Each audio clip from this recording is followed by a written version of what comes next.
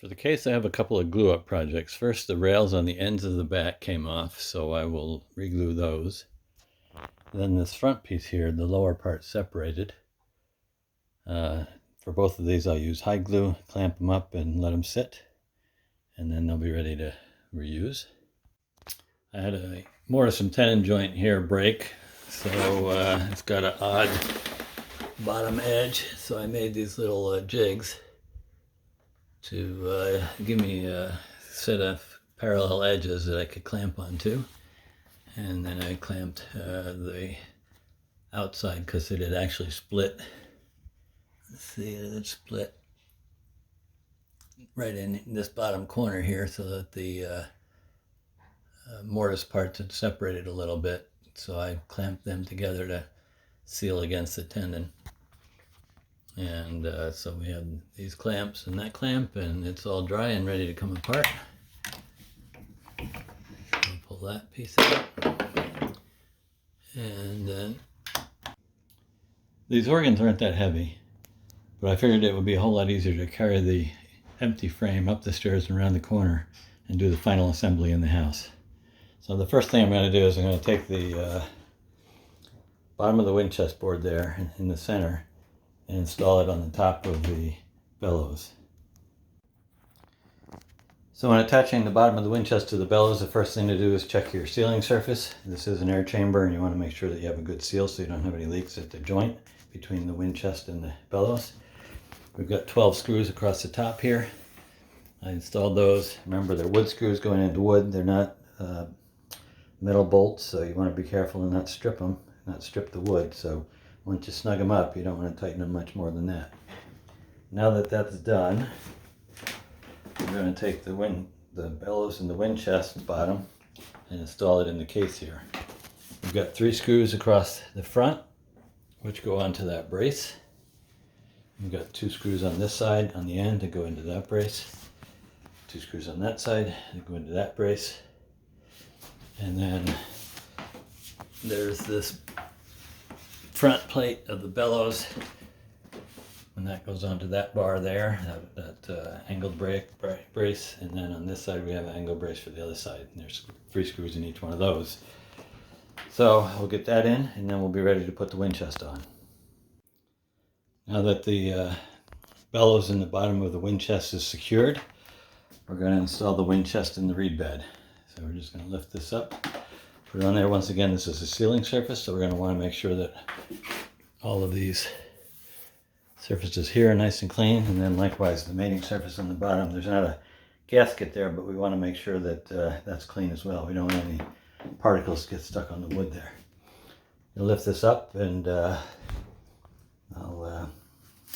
go through the screws as soon as I get it up in place. Now that the wind chest is in position, I'm going to screw it in. We have a series of these long round head screws that go around the frame. However, in this corner here, you can see that screw is partially underneath of the Box-Humana little impeller section. So that actually has a flathead screw, but all the rest of these around the surface here are all this round head screw with a washer. So I'm going to get those installed. All right, we're back around the front side now, and we're going to install the lower front of the wind chest. It screws in from the bottom, so we're going to lift it up into place. On the back side here, it mates with the bottom rear part of the wind chest with the tongue and groove section, and you can see that up here.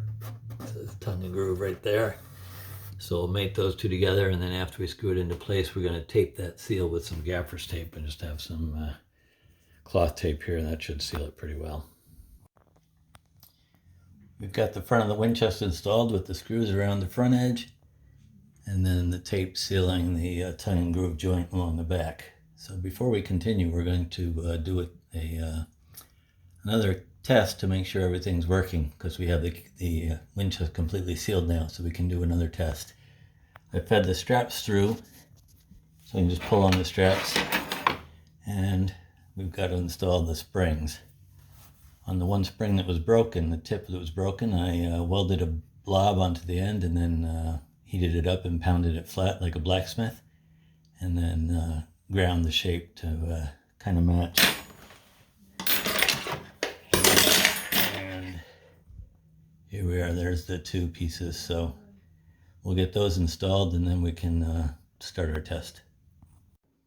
For the test, we've got the wind chest screwed in and airtight. I also plugged any holes that go into the wind chest. This is for the box Humana, and I haven't installed that yet, so I just put some tape over those holes. And then I opened up one of the mutes and just blocked it up with this piece right here and blocked up the treble. So we'll test the front reeds first, and then we will test the back reeds. To test the reeds, I'm just going to pull one of the straps to get some suction in the bellows, and then I'll come up here and press each one. So here we go. Pull the strap a couple times, and then just come up. And I'm just going to continue that to test every single reed all the way across on the front, and then I'll close the front mutes and open the back mutes and repeat the test for the back set of reeds. So we have one reed that failed the test. So I'll pull that reed out and take a look at it and see if it just got some dirt in it or something. So it doesn't take much, just the tiniest speck, and this key right here was the problem.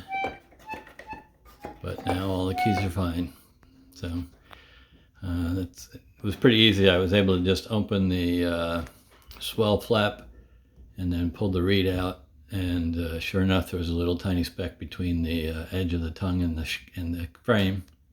And so that's all it took, and I cleaned that out, and it's working fine. If it were a bigger problem, I might have to take apart more, but in this case, it was just that one simple reed with a little bit of dirt in it. We're ready to install the keyboard coupler. There are 4 screws holding that on. It's important when you install it that you lift it up so all of these little paddles here go above the plungers. You don't want them pushing into the side, so you need to lift it up and make sure they're all above. Make sure they're all above over here. Looks like we're offset a little bit, so it's a little tricky to make sure that they're all in the right place, but as you can see now, they're all above the, we don't want any of them pushing into the side. We want them all resting on top so that when you push the key down here, when it's active, that key there would go down. So you push this key and it would push that down once that's raised up into position. So this has a minor repair on it that I did right there. The cloth tape hinge was ripping, so I just put another piece of cloth tape on top. And so now I'll screw it in place, and then we can put the keyboard on. So the octave coupler's installed. I tested each one to make sure it was actuating the keys. And that worked, and we're ready to install the keyboard. Once again, the keyboard has a couple of guide pins. There's one here, so we're going to lift it up, and then we'll put in the 2 screws on each end. And then the middle bracket here holds the keyboard up in the center. Now, one thing we want to watch is these brackets here have to engage under the octave coupler, because they're going to lift the octave coupler when we engage the stop. So we want to make sure that those brackets insert themselves right in here and here. Okay, so that took a little work to get it to seat. You've got the pins on the end here you have to engage. These have to be installed under so that when you pull the stop is being pulled by this here. When you pull that, it's going to lift the octave coupler up into place. You got another one here. You've got a pin at this end, and then this bracket was kind of tight. It was kind of pushed in a little bit, so I had to pull it out to get the keyboard to drop. And then the same thing on the back side here, we've got to make sure that one drops into place. So now that that's all done, I'll screw it down, and the next thing is the stops. Before we install the side plates, we're going to make sure all of the stop linkages are towards the back. If this is around the front, we're trying to flip it towards the back, it'll hit the side plate. I learned that from experience. This one is, so we have the rear mutes, the front mutes, and then we have the keyboard. Now this one was off before, but it's just a keyhole. We're going to put it on there. And now those are in position when it's time to put the stops in place. So we're going to do that on both sides, get the side plates installed. So we've got the keyboard installed. All the screws are tightened up all the way around. And now before we actually install the stops, I'm going to install the box Humana because the stop is going to have to engage on this rod here. And the other thing I want to do is I'm going to install these front side plates. So let's go. There's a locating pin here, and it just fits on that. So we'll push that all the way back, and then we'll screw that down. That'll hold that in place, and I'll get the other one in place. And then we can put on the stops. We've got the side plates installed. It's beginning to look nicer. And now we're going to do the box Humana. When I took it off, I kind of tore the leather a little bit, but actually it doesn't look too bad, so I'm just going to go ahead and use it again. It really didn't peel too much off of this side. There's a little bit right there that got torn out, but I think it'll seal well enough. So I'm going to take the tape off. Don't want to put it on with the tape in place. Take the tape off. Just put it back here. This one here engages that little clip. And then we have two screws that go into this piece here. I'll get those two on, and with all that, we're ready for the stops. The stops are going to be held by two screws, one here, one on the other end, right over here. And then we're going to need to connect the linkages. So the linkages, the inside linkage is going to go to the treble and bass coupler, and that's going to be connected to the front of the keyboard. The next one is to the front stops. The front mutes, and then the next one is going to be to the rear mutes. Once again, each linkage has a keyhole, and we're just going to engage the keyhole and then slide the mute in, or slide the linkage in.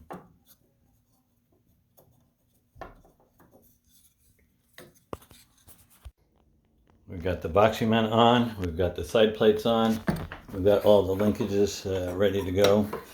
And we're now going to lower the stop board into position and screw it into place and connect the linkages. The stop board is in place. Remember, when you're putting it down, in this case I have the box Humana linkage here. So I want to make sure that that got inserted in the hole. I'm going to tighten up the screws on the ends here. And then we're going to connect the linkages. The inside linkage connects to the keyboard. That's the octave coupler stop. The middle one connects to the front mutes, and the outside one connects to the rear mutes. So we're just going to take each one in turn, pull it up, and again it's the keyhole, so we're just going to insert it in the keyhole, and then that one's connected. So they're pretty easy to connect. Next one from the front goes here. I'm going to move that, put that in position, connect it, and the last one is you have to pull that down, and there. So all three of those are connected, so when you pull the stops, the action goes.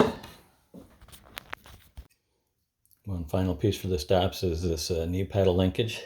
So that just gets pushed on this side first. Push it all the way forward, then we can lift it up. Insert that in the hole, pull it forward, and then lock it into place like that. And we're good to go.